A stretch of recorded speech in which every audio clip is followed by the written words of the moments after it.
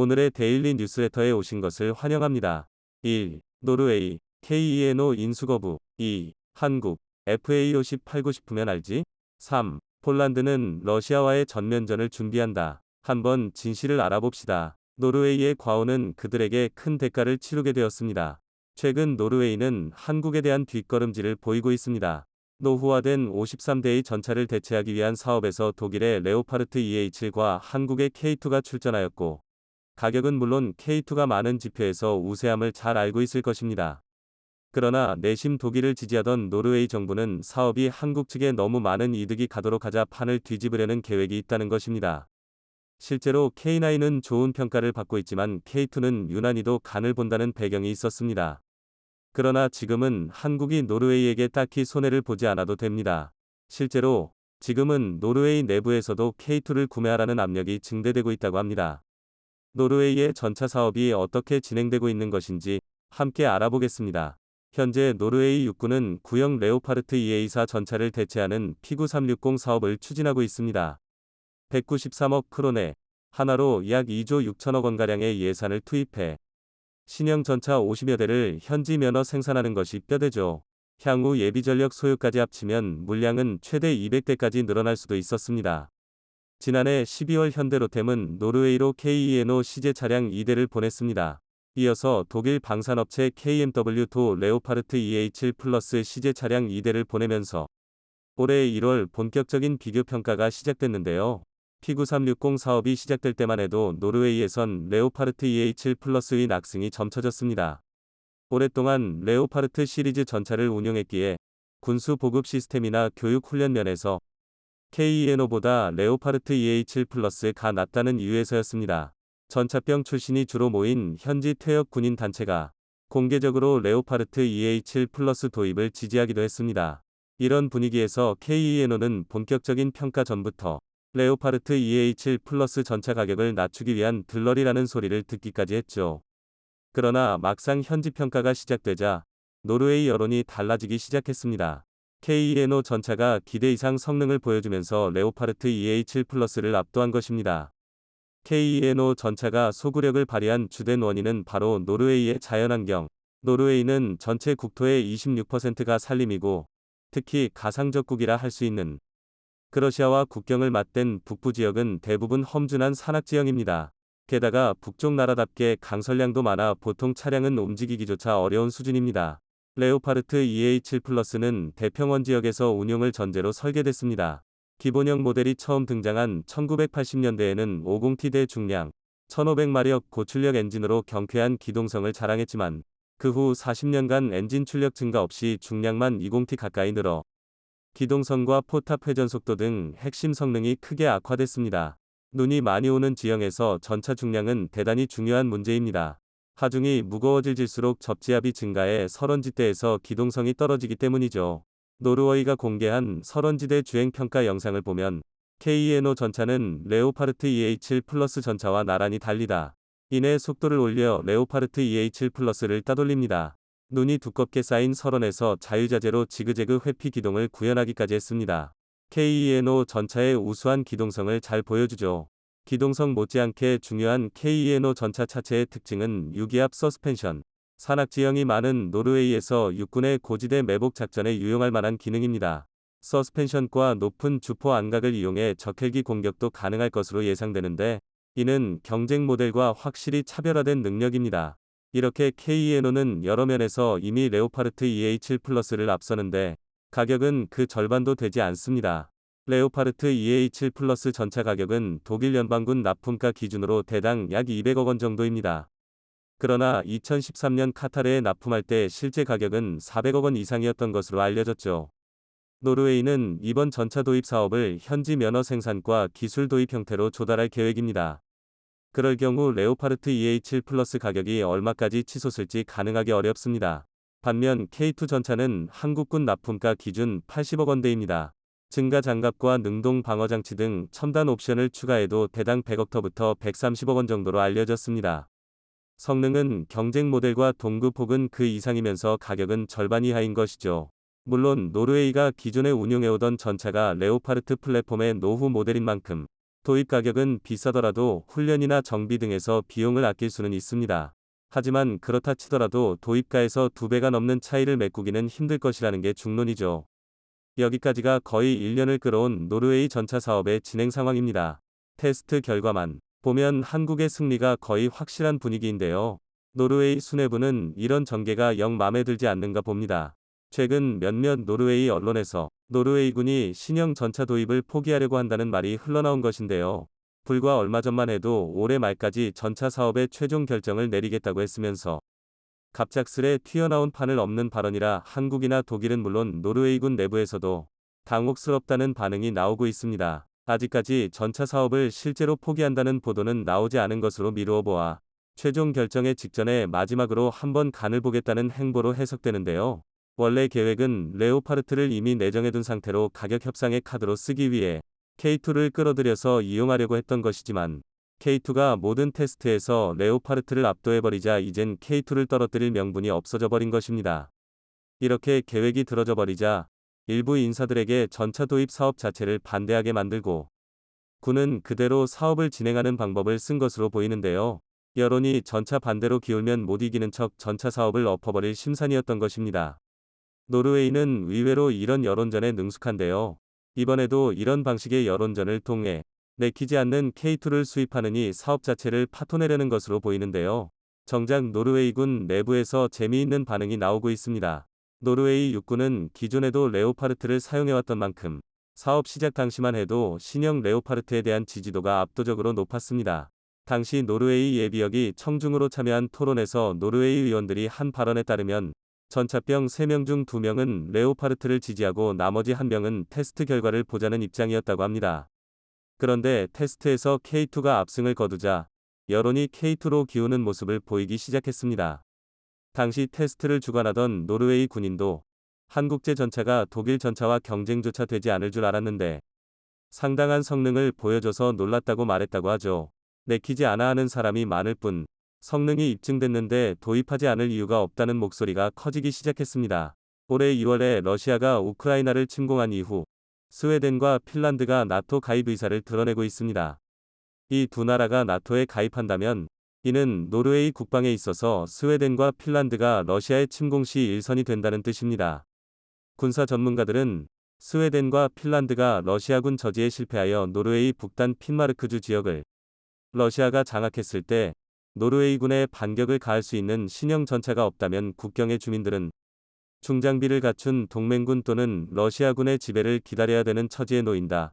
고 조언했습니다. 또한 전차 반대론의 주된 논리 중의 하나가 전차 전력을 포병 전력으로 대체하면 된다는 것인데 이는 일선의 병사들조차 전혀 동의하지 않는 뜬구름 잡는 이야기입니다. 결정적인 것은 먼저 K2를 운용하게 된 폴란드에서의 평가였습니다. 한국에서 포병 교육을 받고 돌아가 폴란드 땅에서 가장 먼저 K2를 몰게 된 폴란드 장교의 인터뷰였는데요. 저는 정말 많은 전차를 봐왔지만 그동안 봤던 전차 중에 K2보다 더 나은 것은 본 적이 없습니다. 한국에서 교육받고 있는 승무원들도 이 전차에 대해 매우 높이 평가하고 있습니다. 그들은 전차를 조종하는 데 있어 직관적인 조종법과 무기가 장착 형식 등 모든 부분에 만족하고 있습니다.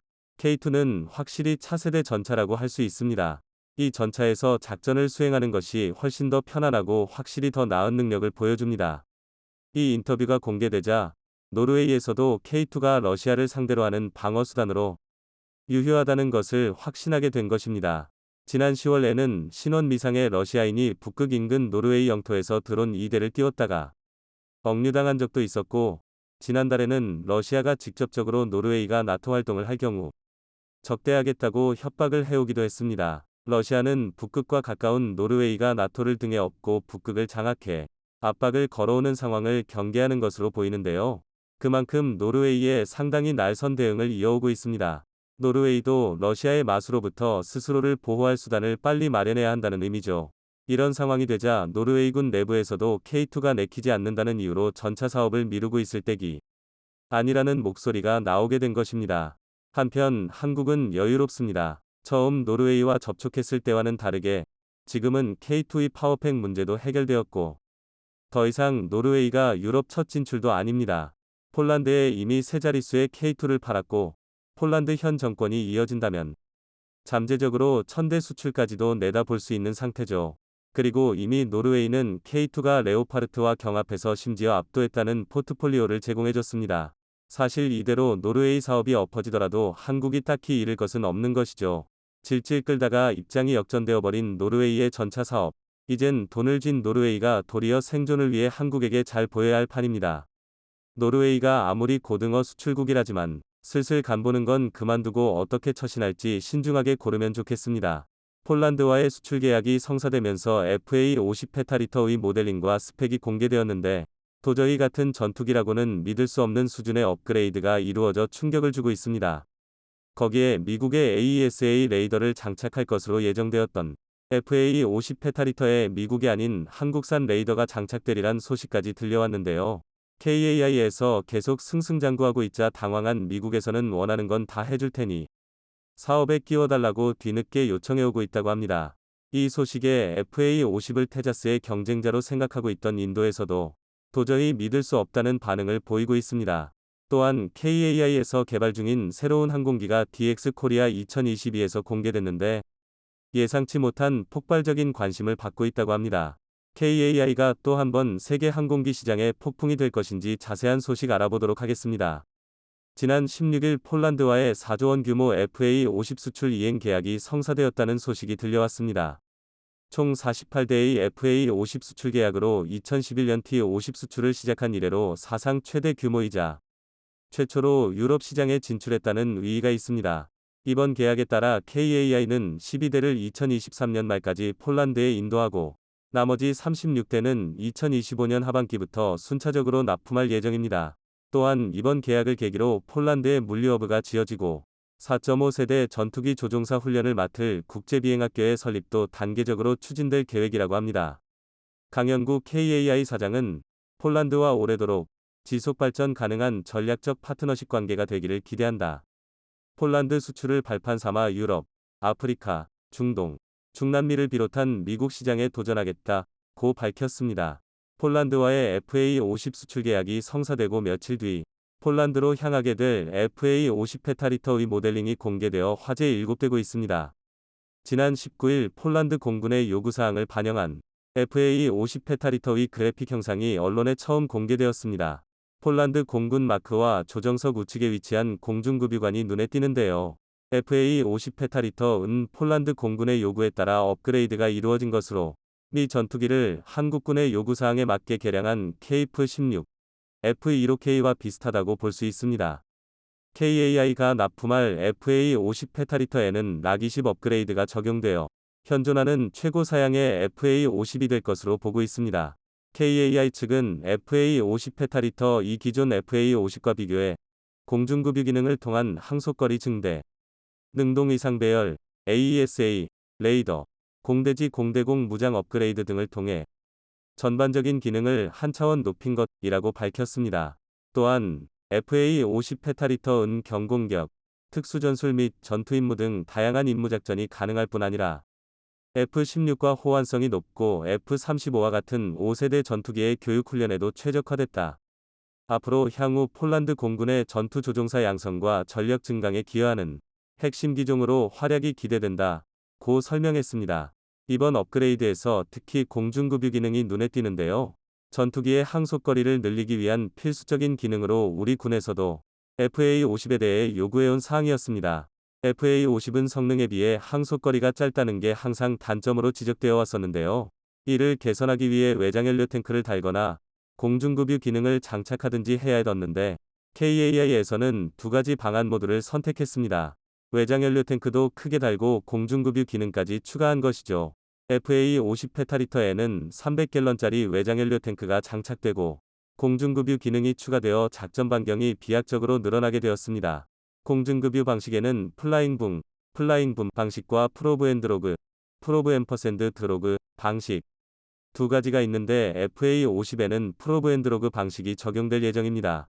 플라잉붐 방식은 공중급유기 꼬리에 급유용 파이프를 통해 연료를 공급하는 방식으로 한국군의 F-15K, KF-16에 적용되어 있는 방식입니다.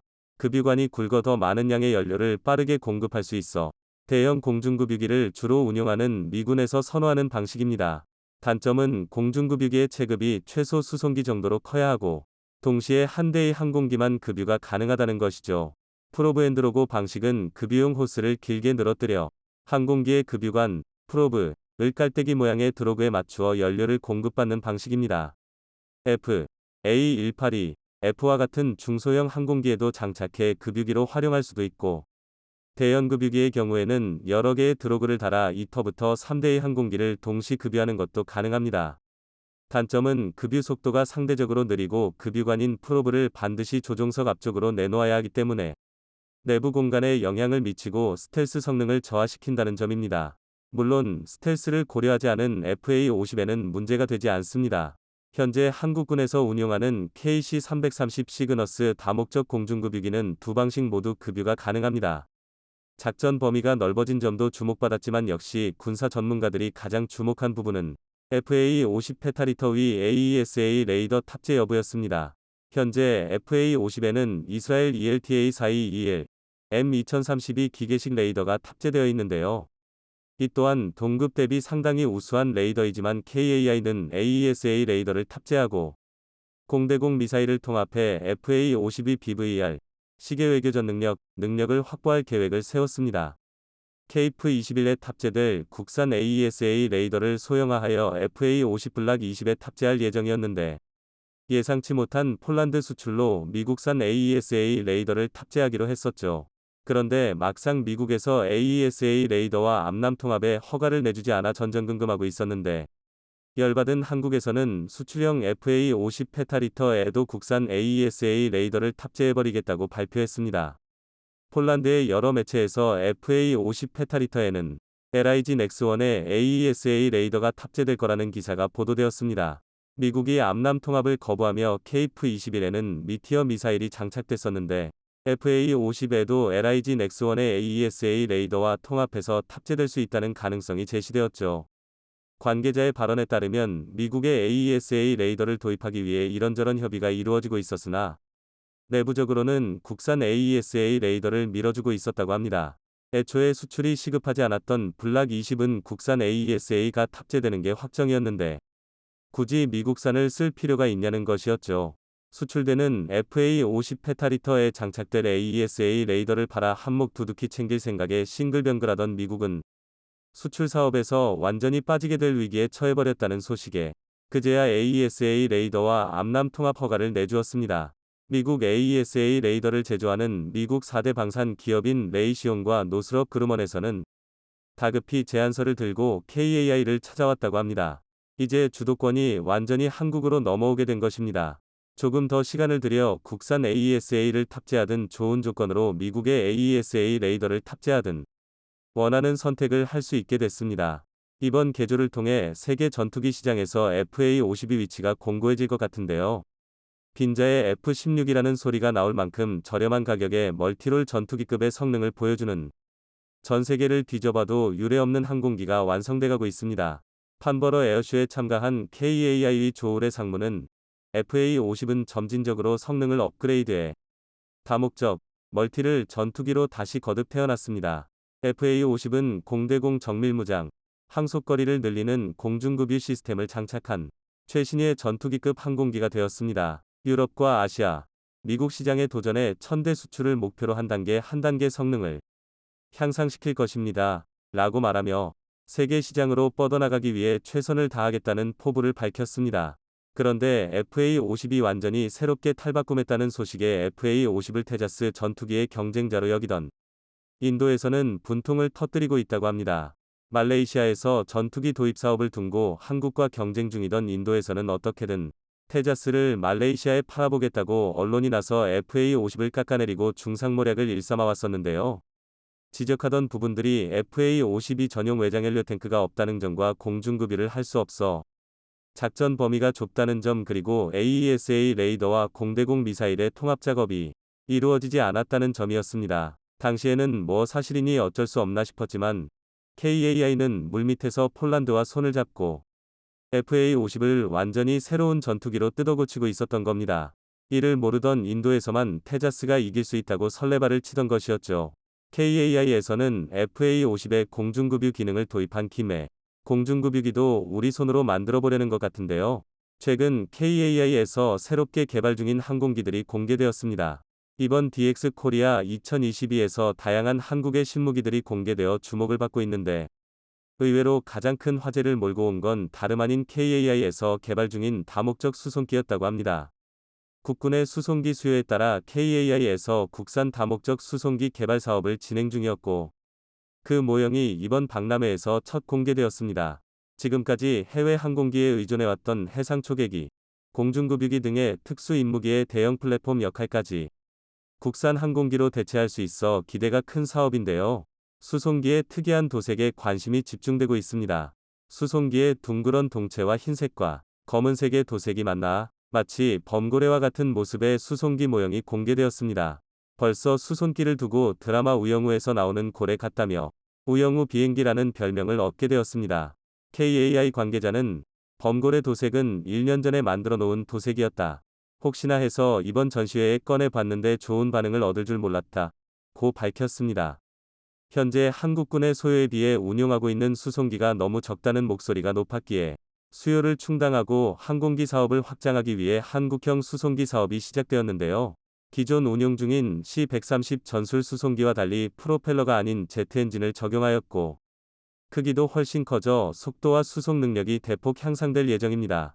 KAI 측은 수입 항공기에만 의존하고 있던 수송기를 국산으로 대체해 유지 정비 비용을 아끼는 건 물론 세계 수송기 시장을 공략하는 것을 목표로 하고 있습니다. 항공기 하나 없던 나라가 어느새 유럽에 첨단 전투기를 수출하게 됐습니다. 세계 유수의 항공기 제작사들과 비교하자면 이제 막 첫 발을 팬 셈이지만 한국인의 집념을 우습게 보았다가는 금세 따라잡히고 말 겁니다. 세계 1위가 되는 그날까지 KAI의 선전을 기원합니다. 우크라이나 전쟁에 또다시 반전이 일었습니다. 이로 인해 일각에서는 폴란드가 우크라이나 전쟁에 참전할 수 있다고 제기했습니다. 원인은 폴란드 국경에 떨어진 미사일이 러시아제가 맞다는 주장이 다시 등장했기 때문인데요. 지난 11월 15일 폴란드 국경 마을 푸셰보도프에 미사일이 떨어졌습니다. 이 사고로 폴란드인 2명이 숨지는 사건이 발생했는데, 이 공격의 주체가 러시아인지를 두고 G7과 나토 등 세계 여러 강국들이 긴급회의를 열었습니다. 그러나 단 하루 뒤인 11월 16일 미국 바이든 대통령이 미사일의 정체가 우크라이나군이 요격을 위해 발사한 S-300 미사일이라고 발표하면서 이 사건은 일단락되는 듯 보였는데요. 하지만 우크라이나의 젤렌스키 대통령이 반발하면서 미국의 주장을 뒤엎었습니다. 젤렌스키 대통령은 탄두 중량이 100kg이 넘지 않고 장약량은 수십 kg에 불과한 S-300이 터진다고 깊이 5m, 직경 20m짜리 구멍이 생겼다는 것은 도저히 말이 안 된다며 폴란드를 공격한 미사일은 러시아가 발사한 미사일이 맞다고 강변했습니다. 그런데 충격적이게도 이 주장을 서방의 많은 매체들이 지지하며 나서고 있습니다. 심지어 일부 군 전문가들은 만약 우크라이나의 주장이 사실이라면 폴란드가 나토를 소집해 러시아를 침공하는 게 가능할 뿐만 아니라 이제 우크라이나 전쟁은 폴란드군의 움직임을 예의주시해야 한다고 말하고 있습니다. 그런데 이들의 분석과 달리 폴란드의 안제이 두다 대통령은 전쟁을 할 마음이 없는 것 같습니다. 폴란드에 미사일이 떨어진 날, 러시아의 유명 코미디언이 프랑스 마크롱 대통령으로 분장해 폴란드 대통령은 러시아와의 전쟁을 바라지 않으며 각별히 조심하고 있다라고 풍자하기도 했는데요. 이는 다시 말해 폴란드 대통령은 우크라이나 전쟁에 참전하는 것을 극도로 꺼리고 있다는 방증이기도 합니다. 따라서 폴란드가 우크라이나 전쟁에 참전하는 일은 그다지 가능성이 높지 않습니다. 하지만 이와 별개로 지금의 우크라이나 전쟁에 참전하는 것을 원치 않는 안제이 두다 대통령조차 이 다음 전쟁 준비에는 상당히 진심인 것 같습니다. 지난 수개월간 폴란드와 한국이 맺은 방산 수출 계약의 규모와 건수가 폭증한 것만 봐도 이 사실을 잘 알 수 있는데요. 특히 AS-21 레드백 장갑차에 대한 폴란드의 관심이 대단합니다. 이미 폴란드 현지에서 레드백 운용을 위한 여러 테스트를 진행하고 있을 정도인데요.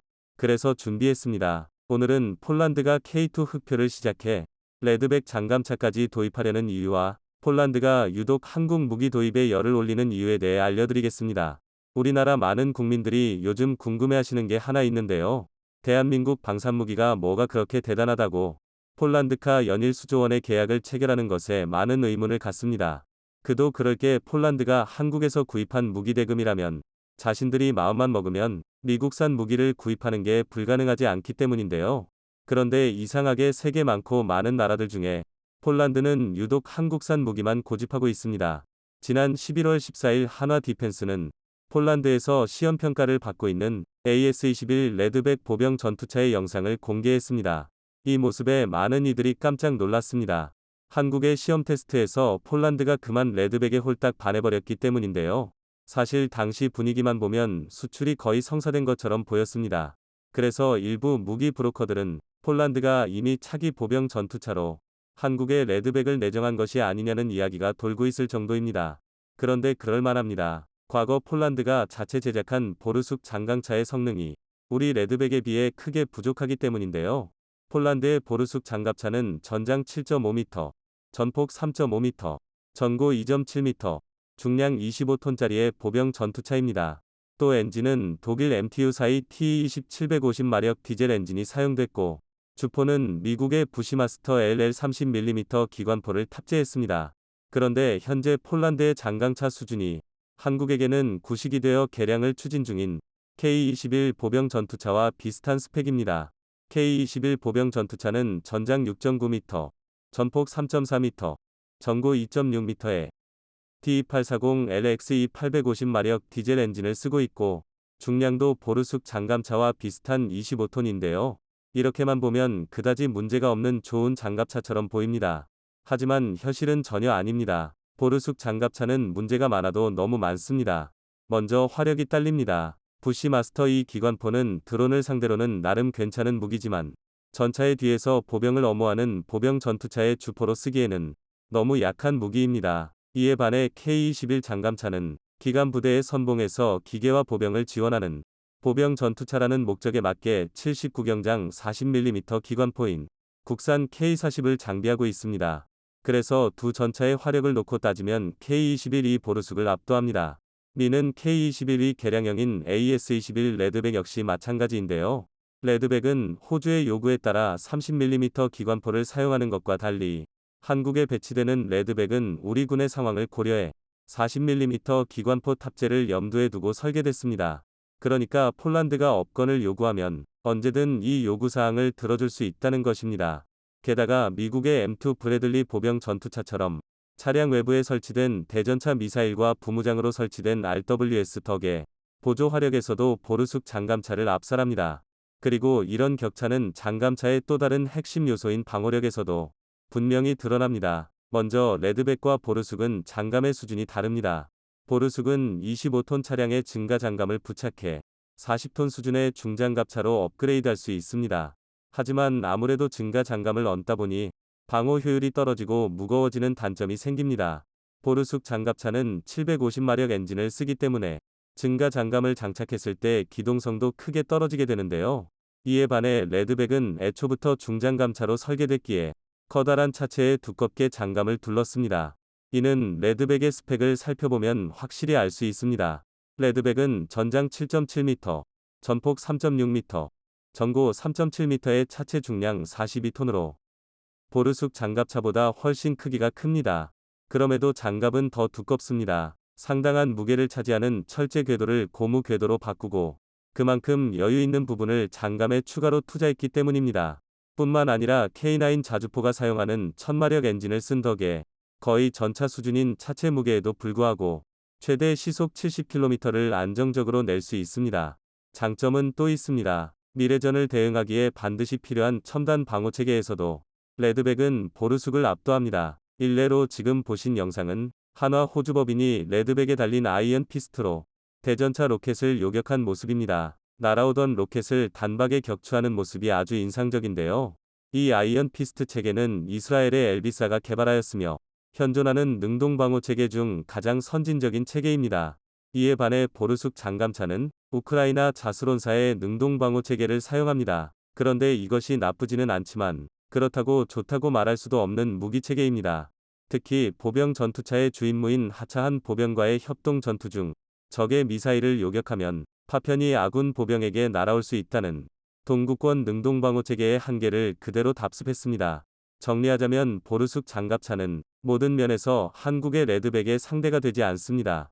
그리고 바로 이 부분 때문에 폴란드 군인들은 자국 정부에게 방위산업 발전이라는 국익을 접어두더라도 보르숙 장갑차 대신 AS-21 레드백을 사자고 주장하고 있습니다. 지금 당장 러시아와 전투가 벌어질지도 모를 판에 성능이 떨어지는 장갑차를 살 수 없다는 건데요. 이게 무슨 말이냐면 최근 폴란드는 심각한 전쟁 위기에 노출되어 있습니다. 정체불명의 미사일이 폴란드에 떨어져 2명이 사망하자 폴란드 내 반러 세력들이 러시아의 소행임을 주장하며 참전을 주장하고 나섰기 때문입니다. 이에 대해 폴란드 안제이 두다 대통령은 서론에서 말씀드린 대로 전쟁을 막기 위해 동분서주하고 있습니다. 외교적으로는 강경 발언을 쏟아내며 폴란드의 잠재 적국에게 경고 메시지를 보내고 국내적으로는 극단 세력을 다독이며 전쟁 대신 전쟁 대비를 강화하는 것으로 사태를 마무리한 겁니다. 하지만 이는 어디까지나 미봉책에 불과합니다. 만약 비슷한 사건이 다시 단 한 번만이라도 더 발생한다면 국내 여론 악화로 폴란드군이 우크라이나 전쟁에 개입하는 것은 기정사실이 될 수 있습니다. 게다가 젤렌스키 대통령의 발언도 문제가 되고 있습니다. 현재 젤렌스키 대통령은 폴란드에 떨어진 미사일이 우크라이나의 S-300이라는 주장을 부인하고 있습니다. 그 이유는 우크라이나군에서 그런 사실이 없다고 자신에게 보고했고 사고 현장의 폭발 규모가 지대공 미사일의 폭발이라고 볼 수 없을 정도로 매우 컸다는 게 근거인데요. 실제로 S-300 미사일의 탄두 중량은 100kg 정도밖에 되지 않으며 정밀 유도 장치 때문에 탑재된 폭약의 양은 탄두의 절반도 되지 않습니다. 그래서 일부 전문가들 역시 젤렌스키의 주장에 동조하고 있습니다. 이들은 떨어진 미사일의 잔해가 S-300의 부품이 아니라 러시아제 순항미사일의 부품이라고 주장했습니다. 그러니까 확전을 염려한 미국이 혹시나 모를 사태로 인해 러시아가 핵미사일을 쓰지 못하도록 이 사태를 수습하며 이를 우크라이나의 지대공 미사일로 우겼다는 겁니다. 이는 달리 말해 러시아가 지금처럼 계속 미쳐 날뛰면서 우크라이나에 미사일 공격을 가하다 보면 11월 15일처럼 폴란드가 공격받는 일이 다시 발생할 수 있다는 뜻인데요. 이렇게 되면 폴란드는 무조건 러시아, 벨라루스와 전쟁에 나설 수밖에 없습니다. 동시에 나토 헌장에 따라 미국, 프랑스, 독일 등 나토 구성원들 역시 전쟁에 끌려가게 되는데요.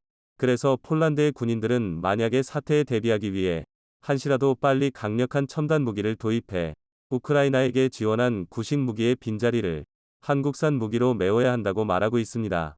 하지만 폴란드 방산업체가 폴란드군에게 반발하고 있습니다.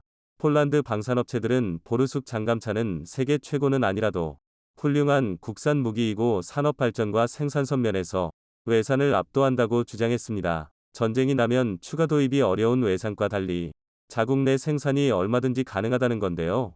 그런데 폴란드군은 이 주장을 듣고도 레드백 도입을 계속해서 추진하고 있습니다.